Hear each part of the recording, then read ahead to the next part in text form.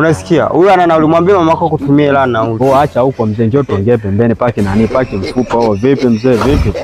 Sasa si useme ukweli, unaanza kuleta dharau sio? Unaniweza? Umesikia sama nangu? Niazime buku hapo nimpeleke tu shemeji yako. Akishatoka tu basi. Sasa hauna hata buku.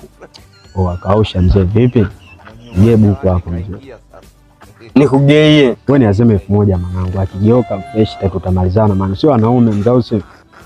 Unaomba kama umeiwekeza. Wewe niazime mzee, sio kwamba naomba nazima mzee, vipi? Nitaviacha. Oh, vipi mzee? Baba anapenda kubembelezwa sana baba. Unakuwa kama swa Kigoma mzee. Nitaviacha. Nige hela mzee. Umetisha mzee. Katika siku umecheza kibingwa ni leo mzee. Toka huko. Toka na pikipiki yako huko mzee. Wewe anaenda paude pale mzee, kachukua spare original mzee, vipi? Yaani tunawapa kila siku kodi ya mzingatie mzee.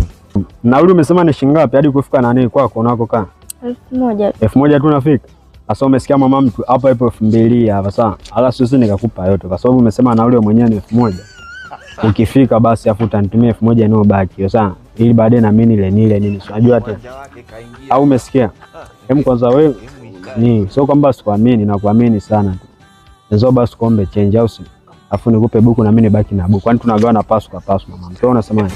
Mama leo kazi ipo.